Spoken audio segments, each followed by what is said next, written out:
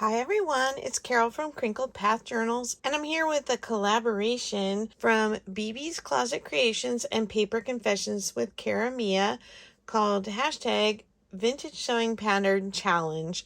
This is a 4-week challenge, and each week has a theme. You are to make things out of a sewing pattern, any part of it, the envelope, the instructions, the tissue paper, pattern pieces. Just let your imagination go wild, and this is a jump in, jump out challenge, so anyone can join.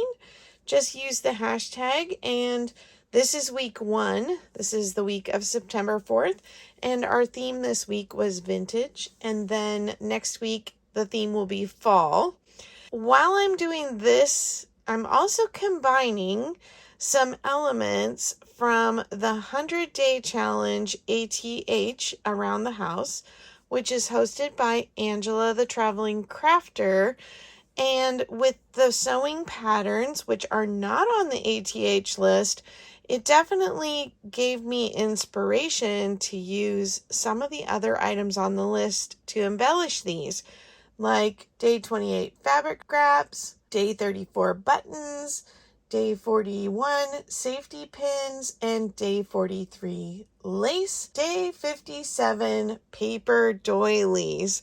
So I'll try to point those things out where I incorporated them here. And I highly recommend you check out these 3 ladies' channels. BB and Cara brought some really beautiful vintage looking items yesterday. And Angela has been bringing daily videos each weekday to continue with his 100-day challenge. And I'll be the first to admit that it's been tough for me to stick with it, but I'm trying to incorporate it into other projects as well because I want to keep working on my domestic arts journal. And these are a perfect opportunity to make some things that can go into those journals. Okay, stick around and let's look at these with a little more detail.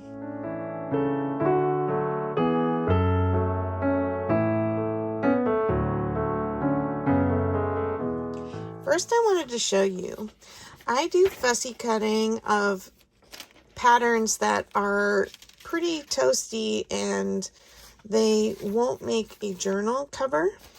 And so I just keep them by year in a little paper folder. I always save the envelope pieces and any instructions that come in the package. And of course, I save the actual paper pattern. And this is tissue pattern, and it makes great embellishments, wrapping, decoupaging, masterboard making, collaging, you name it, you can use this stuff any way you could use tissue paper. So let me show you what I made today. First, I made some tags. I have this really plain Jane one that I made out of manila file folder, and I just covered it both sides with the pattern tissue. This one was a printable that I've had around for a while, and I added a little bit of the tissue here in the center, and then I added a 1950s lady from one of the sewing patterns, and I love that I kept this phrase from the actual pattern attached, and the color combo worked perfectly for her. This is an alteration tag, and I just put a little bit of the paper on the back, and it would make a great base for some journaling. And I could also do a little collaging or add some things on this side if I wanted to as well. So those are my 3 tags, and then this tag is actually a flip.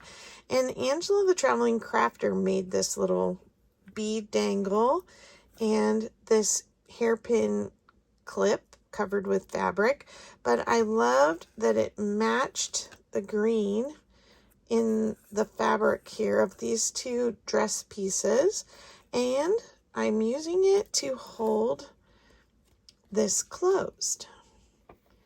So I used some scrap fabric here. This is some vintage sheet, and this is an example of using part of the pattern envelope that maybe you wouldn't think to keep.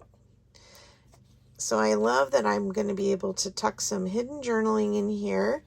And it's okay that there's not a pocket because I have my little clip that when I tuck my journaling card in, the clip will hold it in. And then I just made this little fan-shaped tassel at the top and attached it with a button. And it's plain Jane on the back as well. Next, I made this doily booklet, and I used the pattern paper as the pages. You can see they're kind of folded, so if you really want them to be smooth, you could iron them with a damp paper towel over them and it would get some of those wrinkles out. Then we have the doily, which is wrapped around as the cover, and then I embellished it with some lace of 1950s pattern envelope. This part of the pattern envelope that had the price and this vintage button. And this would be a great place to tuck some other journaling or other embellishments. I just think it's really fun, and you wouldn't have to use just the pattern paper. You could use any paper, and what I did was I took the doily I wanted to use and put it on the pattern paper. I put just one little dot of glue in the middle and then cut around the doily, leaving a little extra. And then I took that piece and I stacked up some more pattern paper and trimmed around all of it till I had all the pieces that I wanted. And I love the idea of doing more of these doily booklets with other papers to tuck into a pocket. Then I took the pattern paper and I doubled it over and glued it together with just some glue stick. Did it very carefully so it would be as smooth as possible, and this was just to make it a little stronger because I wanted to make some coin envelopes, and here I embellished them with some more parts of a pattern envelope and another button. And here I used a button part of the pattern envelope and a safety pin. And I think those little tiny safety pins make such cute embellishments. Then you can see on this side, it's like a coin envelope. It's a short, squatty, square one. And there's room to tuck something inside. So I thought I would show you, because pretty much any size paper you have, you can make a coin envelope out of. Let's see, we're going to fold this edge over just a little, just to give it a little extra reinforcement. I'm going to glue that down with just a tiny bit of glue. We don't need much. And then we're going to put glue on this part. And we're going to fold these to the center and overlap them just where that glue is.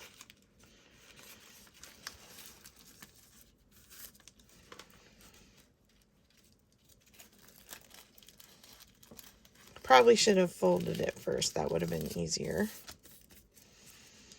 Now I'm trying not to get my glue where I don't want it.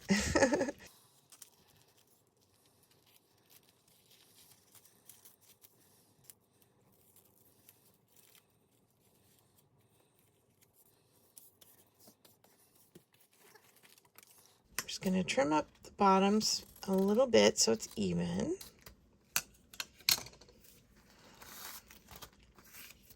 The tissue paper doesn't cut well in the paper cutters, so I was just using my scissors, so it wasn't exactly square. Then I'm going to fold up the bottom. I'm going to trim it just a smidge.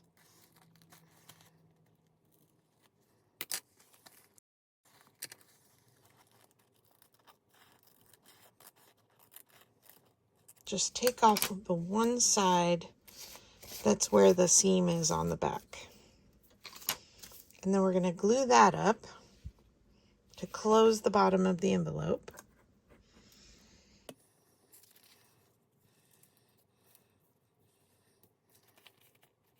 And then we're going to do the same thing for the top. We want to fold it a little bit wider of a flap. And then we're going to round